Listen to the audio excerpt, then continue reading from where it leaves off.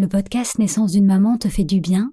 Je t'invite à découvrir Merveilleuse, mon guide de grossesse publié par Hachette. Dans ce livre, je t'invite à plonger chaque semaine dans ta bulle intérieure, en explorant un nouveau thème en lien avec ton vécu et en pratiquant une méditation exclusive et un rituel d'écriture. Le guide Merveilleuse est disponible à la Fnac et dans toutes les librairies. J'espère qu'il deviendra ton allié pour réenchanter ta grossesse, ton accouchement et ton postpartum.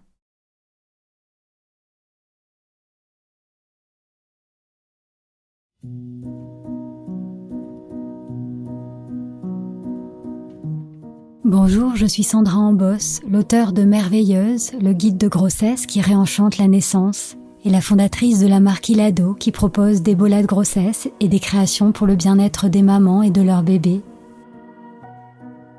J'ai créé ce podcast de méditation pour t'accompagner d'un peu plus près sur le chemin qui te mène à ton bébé. Parce que concevoir, porter et mettre au monde un enfant est bien plus qu'un événement biologique et médical.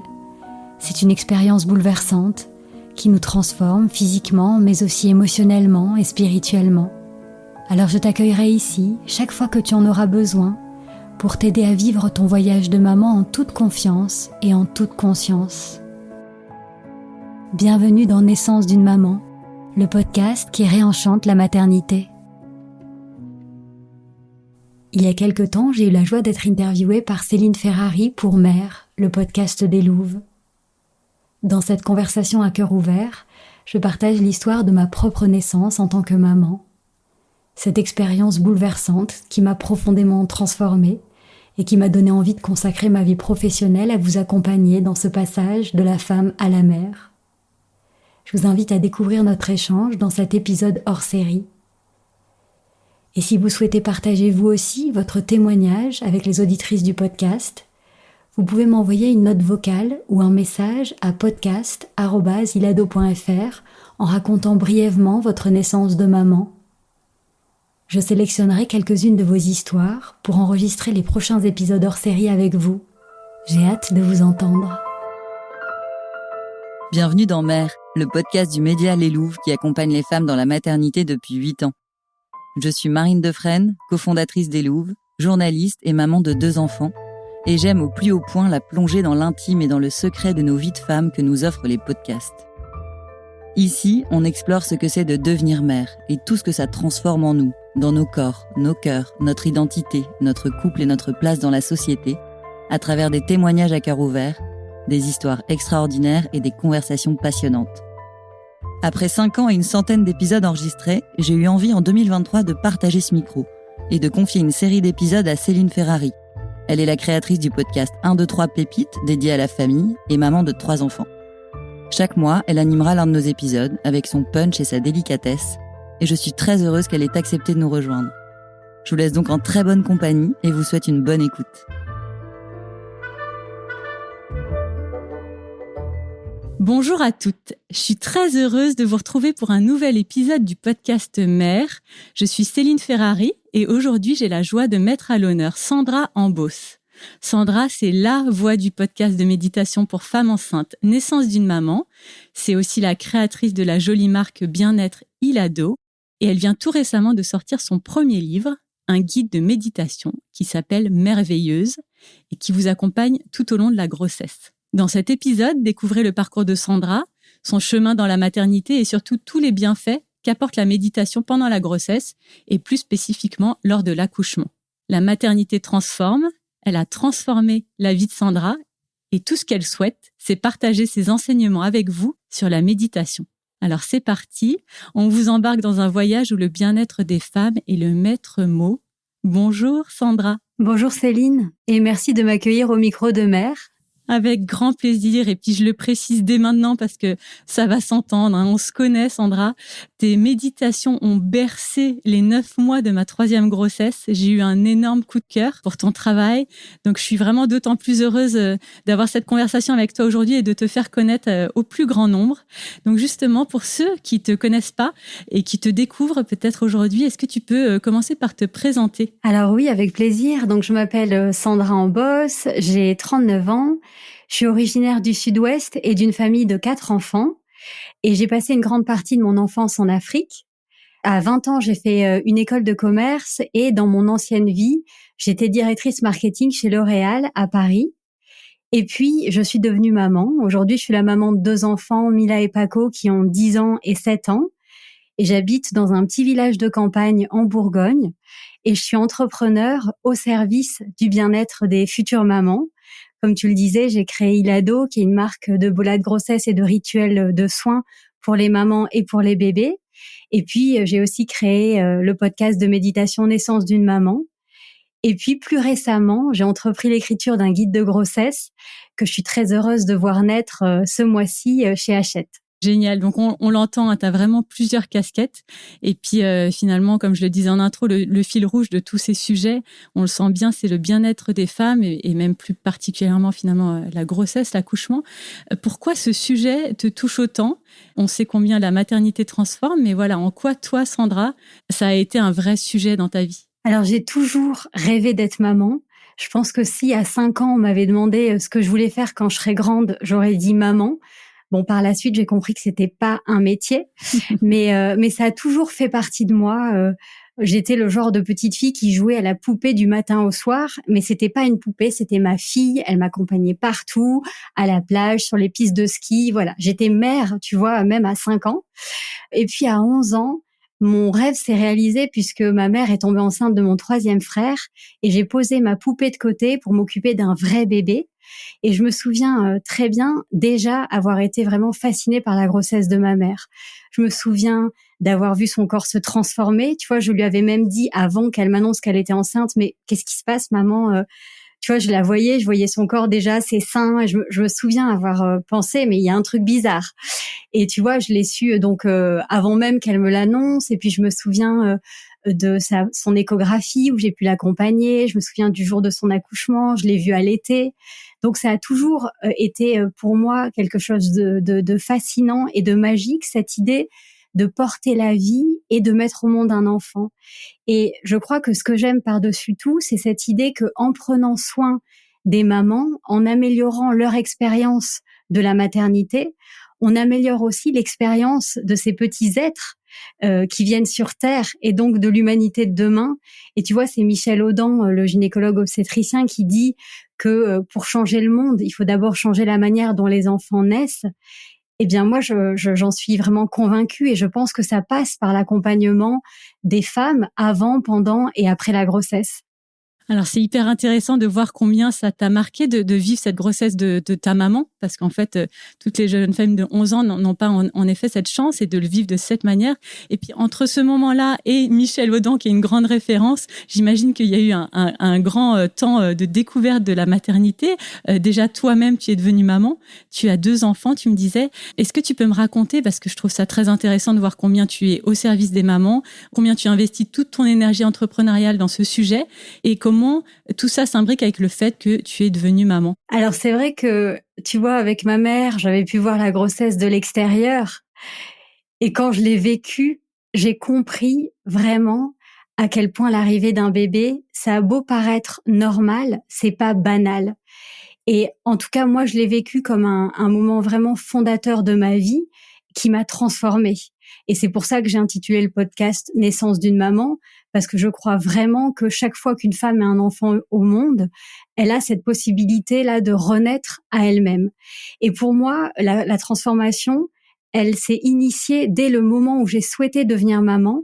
Donc, je te présente un peu le topo. J'ai donc 28 ans. Je vis un peu ma vie en pilote automatique. Je travaille chez L'Oréal. J'essaye de cocher toutes les cases, tu vois, de la to-do list de ma vie. Donc, j'achète mon appartement, mon premier appart. On se marie, le beau voyage. Et tu vois, d'une manière assez évidente, pour moi, l'étape d'après, c'est le bébé.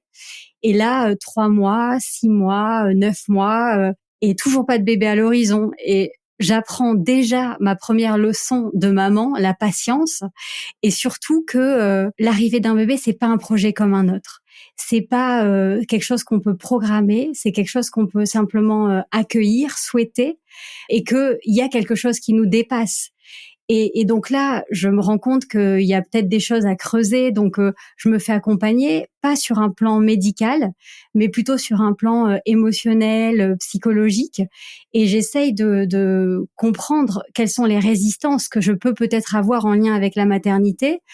Alors la première qui sort, c'est évidemment le fait de voir mon corps changer. Depuis mon adolescence, j'avais toujours été au régime, et d'un coup l'idée de prendre du poids, c'était en fait déjà un premier blocage. Et tu vois, c'est des choses qu'on n'imagine pas.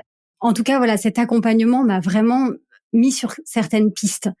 Je me suis rendu compte aussi que j'avais peur, par exemple, de pas avoir ma mère près de moi. Ma mère, à l'époque, elle habitait à l'étranger, et l'idée d'être maman toute seule comme ça à Paris, où je connaissais pas beaucoup de monde, enfin, c'était assez flippant. Et puis, le vrai gros sujet, c'est que je ne me voyais pas être maman chez L'Oréal. En fait, j'ai une maman au foyer, j'ai une maman hyper présente, hyper généreuse et vraiment dans le don de soi. Je ne pouvais pas imaginer être la maman que je rêvais d'être en gardant mon poste de directrice marketing chez L'Oréal. Et donc, dès ce moment-là, j'ai décidé que j'allais monter mon entreprise, à l'époque sans savoir vraiment ce que ce serait. Et l'idée, c'était de monter mon entreprise en parallèle de L'Oréal et puis de basculer au moment où je pourrais gagner suffisamment d'argent avec mon entreprise. Donc, je dépose les statuts de ce qui deviendra Ilado. Et la semaine où les statuts sont déposés, je tombe enceinte. Donc, je pense qu'on a levé un énorme blocage avec ce point-là. Mais tu vois, du coup, là, je commence déjà à changer, à envisager un autre avenir. Et j'ai continué à changer pendant la grossesse, au contact de ma fille. Donc, j'aime l'idée que c'est elle qui m'a fait changer aussi à ce moment-là. Je me remets un petit peu au centre de ma vie, ou en tout cas, je mets mon bien-être au centre de ma vie. Je me considère moins comme un outil qui va juste travailler. Je travaille moins, je découvre le yoga, c'est le moment où je découvre aussi la méditation, donc je pense qu'on en reparlera ensemble plus tard. L'autonomie, on fait de l'autonomie avec mon mari. Oui, en fait, ce temps, cette bulle de grossesse, je me permets de t'interrompre parce qu'en fait, il y a plein de choses là qui ressortent. J'ai 36 questions à te poser parce que j'adore déjà toutes ces raisons que tu évoques, psychologiques, qui ont été peut-être des freins pour pouvoir tomber enceinte, même si on sait que c'est pas que ça, parce que ça peut mettre aussi une pression de se dire ça, mais il y a beaucoup de cet aspect psychologique. Donc ça, c'est hyper intéressant que tu aies fait ce travail et ça t'a amené vraiment à ce sujet. Tout ce chemin, ce n'est pas que médical, bien sûr. J'ai ma première question. Est-ce que Ilado, enfin, quand tu me dis j'ai déposé les statuts, tu savais que c'était dans le sujet de la maternité, des femmes, de la grossesse ou pas du tout? C'est la seule chose que je savais. C'est que, tu vois, c'était mon sujet, c'était mon souhait, c'était mon rêve. Alors, je sais pas si c'était aussi une manière, de concilier les deux. Finalement, à la fois de concilier ma future vie de mère et ma vie entrepreneuriale, et de me dire aussi, je mets de la maternité dans mon entreprise. C'est la seule chose que je savais, c'est que ce serait autour des mamans. Et c'est ensuite, pendant ma grossesse, que j'ai découvert le bola de grossesse, qui a été ce premier rituel de maman du monde que j'ai voulu explorer avec Ilado, puisqu'aujourd'hui, donc, Ilado propose des rituels des mamans du monde. Donc, c'est le bola que j'ai découvert moi-même ensuite, pendant ma grossesse, que j'ai envie de faire découvrir aux mamans. Est-ce que tu peux expliquer ce que c'est brièvement quand même pour celles qui ne connaissent pas? Donc le bola, c'est un bijou qui est originaire du Mexique et qui invite les mamans d'abord à l'apaisement, puisque c'est un bijou sonore qui émet une petite mélodie cristalline. Et il invite aussi à se connecter avec son bébé, puisqu'on peut le faire rouler sur son ventre. Et ce son qui a bercé le bébé pendant la grossesse a aussi le pouvoir de l'apaiser après sa naissance. C'est le long collier qu'on voit avec la petite boule là qui sonne sur le ventre de la maman. J'imagine que certaines ont déjà vu ça en effet. Et je trouve ça intéressant aussi parce que toi, de ton parcours et le fait que tu aies vécu à l'étranger, tu as cette sensibilité en effet d'avoir envie d'apporter des rituels du monde. Ça, je trouve ça très beau aussi.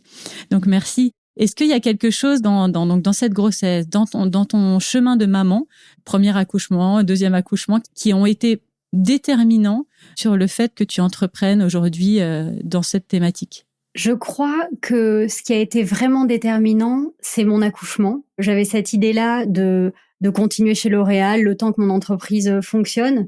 Et après mon accouchement, j'ai vraiment senti comme une urgence à faire changer les choses, à accompagner les mamans. Je te raconte peut-être mon accouchement pour que tu comprennes un petit peu la manière dont j'ai switché à ce moment-là. Ma grossesse se passe super bien, je suis très sereine, je suis très confiante et je suis quand même toujours en mode programmation. Donc je me dis j'accouche en décembre, mes parents reviennent de l'étranger en janvier, en avril je reprends L'Oréal. Et puis, je vais faire un rendez-vous de contrôle 3 semaines avant l'accouchement. Et là, en fait, l'équipe médicale m'annonce que je suis en train de faire une pré-éclampsie. Donc moi, je me rendais pas du tout compte, mais j'avais une tension hyper élevée. Et ils me disent, vous accouchez aujourd'hui. Que vous soyez déclenché ou en césarienne, c'est aujourd'hui. En général, une pré-éclampsie, elle se solutionne au moment de l'accouchement. C'est une maladie de la grossesse où en fait, t'as comme le corps qui disjoncte, ça déraille en fait. Et ça déraille et ça déraille au niveau de la tension, ça déraille au niveau et alors comme moi en plus j'ai eu une complication de la pré-éclampsie, je pense que les symptômes que j'ai eus sont peut-être encore différents d'une pré-éclampsie classique. 3 semaines avant ta date de terme, on te dit c'est maintenant. Et là, qu'est-ce qui se passe dans la tête de Sandra? Et là, alors je sais pas, je pense, je reste hyper sereine. On me met dans une salle, donc je suis toute seule, il est midi, mon mari me dit qu'il me rejoindra après sa journée de travail. Et puis je me mets à parler à ma fille.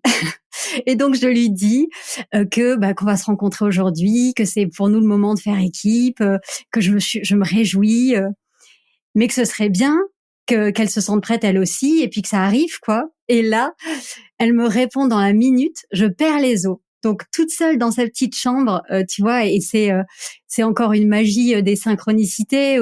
Et du coup, ce simple fait-là, que j'ai pu lui parler et qu'elle me réponde de cette façon-là, je me suis mise dans une bulle de confiance et je me suis dit, ok, en fait, voilà, j'ai cru en cette bonne étoile et en la beauté, en la magie de la vie.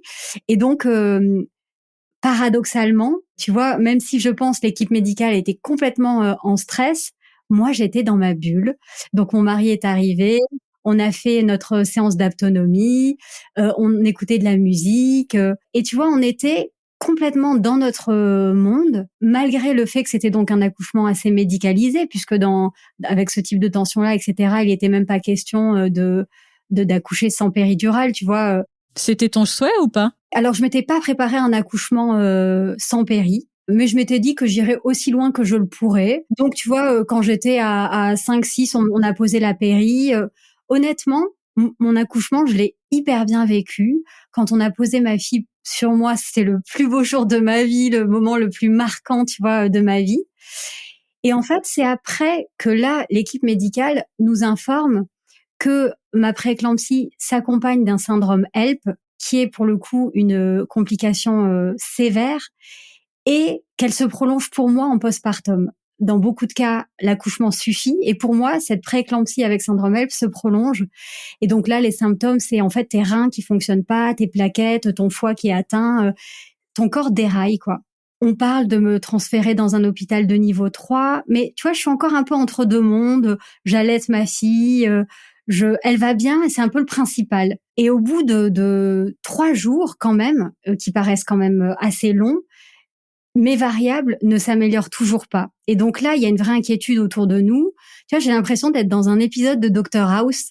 Je me souviens, il y a la chef qui vient, elle s'assoit, autour d'elle, il y a ses internes, je crois qu'on dit. Elle dit, mais elles partent où ces plaquettes? Elles vont bien quelque part, tu vois. Enfin, on comprenait pas cette situation-là.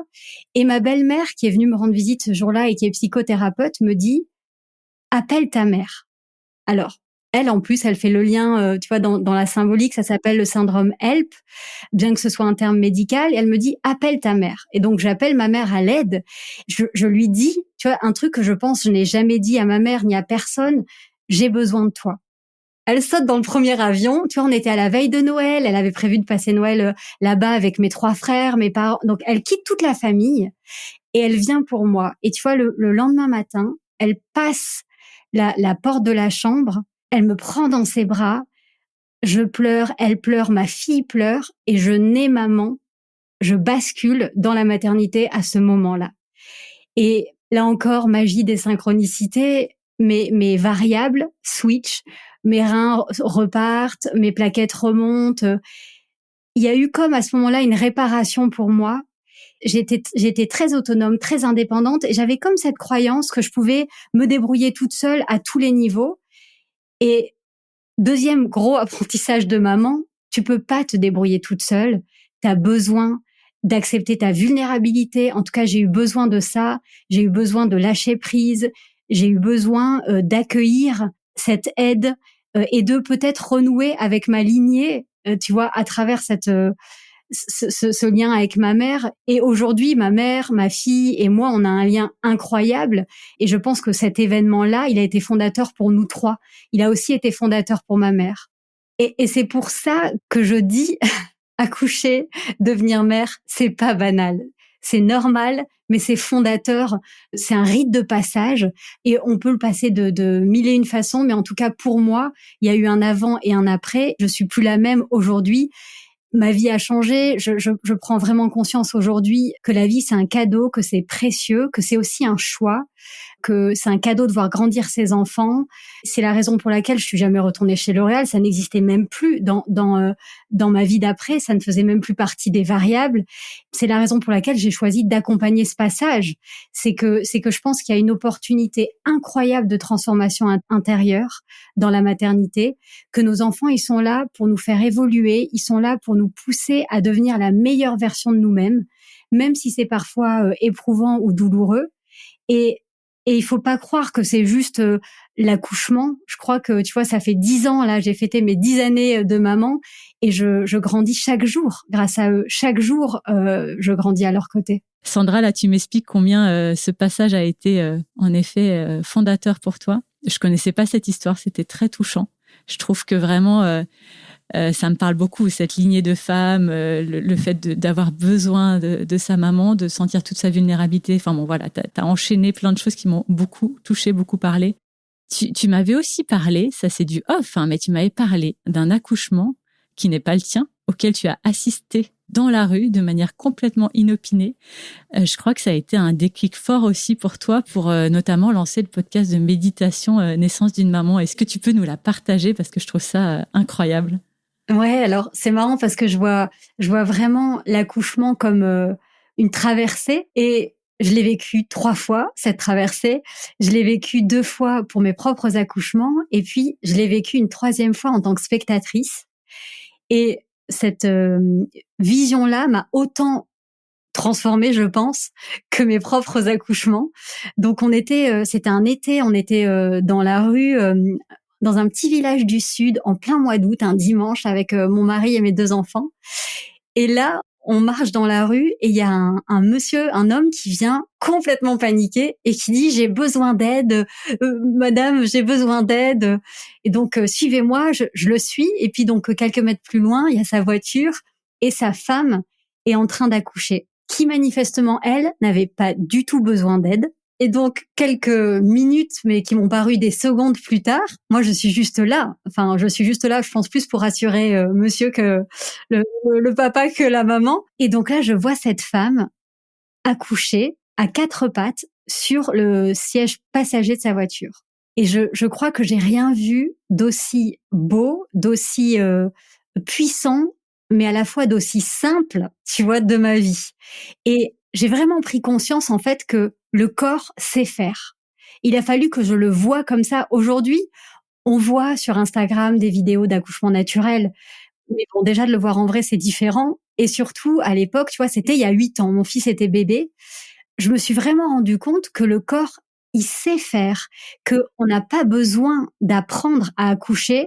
C'est fluide, c'est naturel. Ça peut être fluide, ça peut être naturel, ça peut être instinctif.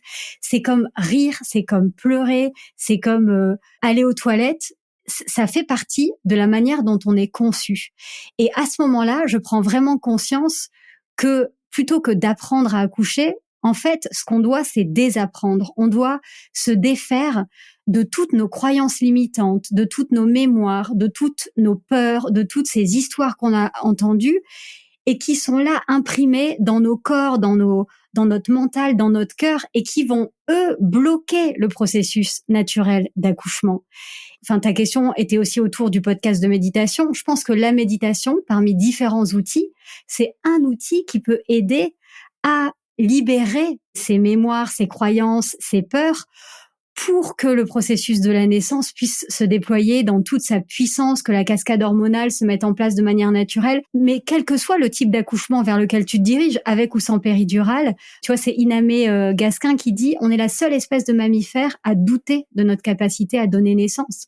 Et donc, en effet, on a remis notre savoir et notre pouvoir entre les mains de la médecine et on a oublié qu'on avait ce don d'enfanter. Et ce jour-là, la vie me l'a rappelé avec cette image, tu vois, merveilleuse de cette maman en train d'accoucher. Qui a accouché et accueilli son enfant dans la voiture au final? Dans la voiture. Ah, incroyable. Et t'étais là. Ça s'est passé. Et j'étais là et j'ai vu, tu vois, le moment où quand sa petite fille est sortie, c'était un feu d'artifice dans sa voiture, mais c'était tellement joyeux. Elle était tellement confiante. Et puis elle a pris sa petite fille contre elle. Elle me dit, c'est une fille ou un garçon?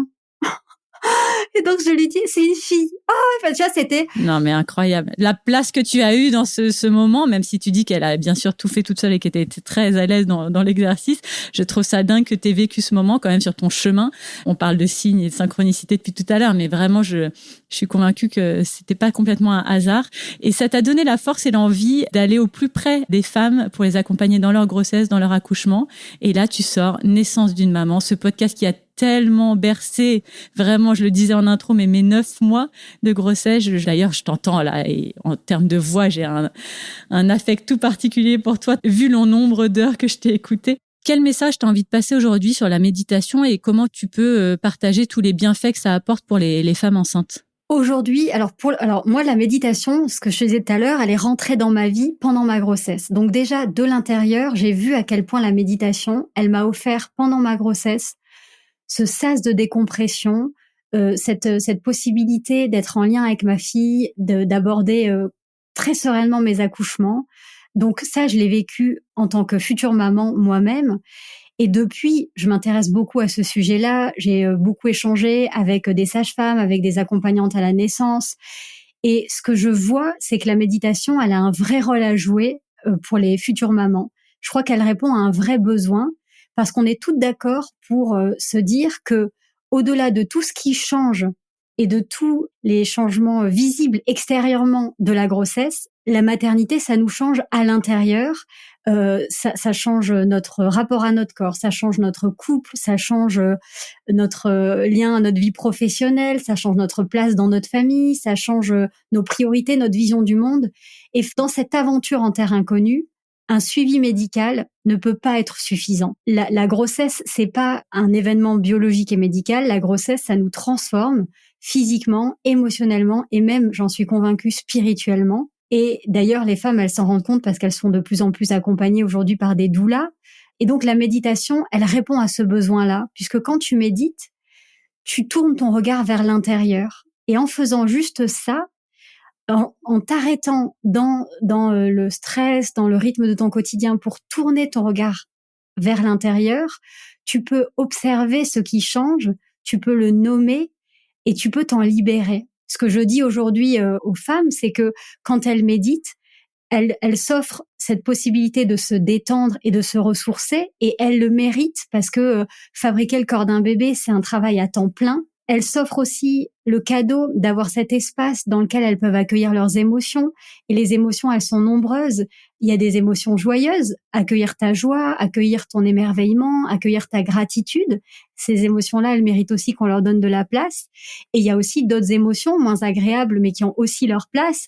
La peur, l'inquiétude, les doutes, parfois la colère quand ça se passe pas comme on voudrait, la tristesse ou la déception. Par exemple, quand on découvre que son bébé c'est un garçon alors qu'on tenait à avoir une fille. Donc il y a toutes ces émotions-là qui sont légitimes et qui ont besoin d'avoir une place dans notre grossesse. Et la méditation, elle donne cet espace-là. Et puis surtout, pour moi, la méditation, c'est une voie d'accès à son bébé.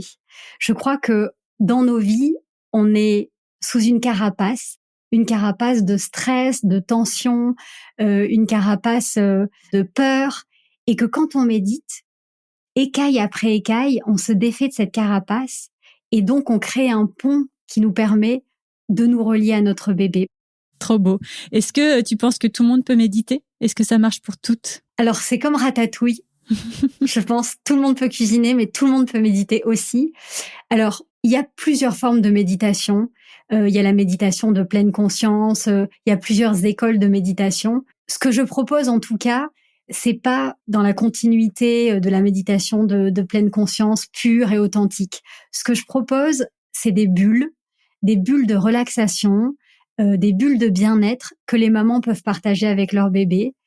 Et c'est pour tout le monde. C'est pour tout le monde parce qu'il suffit d'avoir l'envie et de s'offrir 20 minutes à partager avec soi-même. Et pour moi, la grossesse, c'est une merveilleuse invitation à se reconnecter avec soi. Et on peut le faire d'abord par contrainte. Moi, j'avoue, quand j'ai commencé à méditer pendant ma grossesse, au début, c'était une vraie obligation que je me fixais en me disant, je ne suis plus que responsable de mon bien-être, je suis aussi responsable de mon bébé. Donc, je le fais autant pour lui que pour moi. Et puis, peu à peu, c'est devenu un plaisir, un partage et un rendez-vous que j'attendais avec tellement d'impatience dans la journée.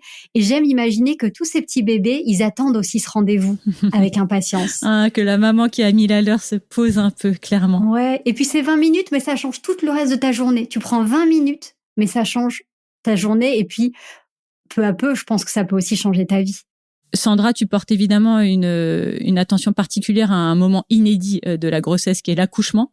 En quoi tu peux dire que la méditation, c'est vraiment une ressource puissante pour l'accouchement en tant que tel? Pour moi, la méditation, c'est un outil qui peut nous aider à trouver la confiance en nous rappelant qu'on sait faire. Notre corps porte cette mémoire, notre cœur porte cette mémoire. Et donc, il s'agit de conditionner le corps, le cœur et le mental à se souvenir et à avoir confiance dans cette puissance qui fait partie de nous. Et quand tu médites, tu peux te reconnecter à cette source. Plus précisément, il y a des exercices de respiration qui peuvent aider. On sait aujourd'hui que la respiration joue un rôle clé dans la détente et aussi dans la capacité à gérer l'intensité de l'accouchement. Quand dans les méditations, il y a aussi des visualisations qui peuvent être utiles. Donc, bien sûr, la visualisation de ton accouchement optimal, de ton col qui s'ouvre, visualiser les vagues de la naissance, visualiser ton bébé que tu tiens dans tes bras. Donc, la visualisation, ça a un vrai impact sur la capacité de ton mental à être prêt pour l'accouchement. Et plutôt que de venir bloquer le processus, ton mental devient ton premier supporter parce qu'il est puissant, ce mental. Donc, autant qu'il te serve et qu'il soit de ton côté. On peut aussi utiliser le pouvoir des affirmations positives qu'on se répète, qu'on écoute. Il y a des méditations pour se relier à sa puissance de femme, pour se libérer de ses peurs. Et toutes ces méditations-là, elles n'ont qu'un seul objectif, c'est de nourrir ta confiance. Et c'est ça qui pourra t'aider le jour de ton accouchement, déjà à l'aborder dans la joie, positivement, tu vois. Un accouchement, c'est une rencontre. Et nous, on a tendance à appréhender, à avoir peur. T'imagines pour ce petit bébé que sa maman, elle ressente qu'elle a peur de le rencontrer. Quel dommage! Alors qu'elle pourrait se réjouir de vivre ce moment, de vivre cette rencontre-là. Donc j'espère que les méditations, elles aident les mamans, à cheminer dans la joie et dans la confiance avec leur bébé. Et pour moi, les deux piliers de l'accouchement, ou en tout cas les deux éléments à nourrir, c'est la confiance. Et le deuxième élément, qui est peut-être encore plus important, c'est l'amour. Parce que l'accouchement, c'est une rencontre. Et si tu portes ton attention sur ce lien d'amour, tu effaces tes peurs, en fait. Parce que l'amour, c'est plus fort. C'est plus fort que la peur. C'est plus fort que la douleur. Et avant tout, un accouchement, c'est un acte d'amour. C'est un don de soi. Tu fais don de ton corps pour ton bébé. Et pour moi, c'est le plus bel acte d'amour humain sur Terre. Ça donne envie. Là, tout le monde va aller écouter. Ça donne envie d'un petit quatrième, Céline? Non, ça donne envie aux femmes enceintes, de se poser 20 minutes et de t'écouter et de gagner en confiance. J'adore. On termine évidemment sur ton actu, Sandra. Tu viens de sortir ton premier livre qui s'appelle Merveilleuse. Petit clin d'œil, évidemment, jeu de mots très judicieux. C'est un guide de méditation pour femmes enceintes, pour les accompagner tout au long de leur grossesse. Un petit mot sur ce livre, comment tu vis cette sortie? J'ai toujours rêvé d'écrire un livre, donc c'est vraiment un vœu, un souhait qui se réalise. Et je l'ai vraiment imaginé comme un guide de voyage intérieur. Pour moi, c'est le guide de voyage qui t'accompagne dans ce passage de la femme à la mère.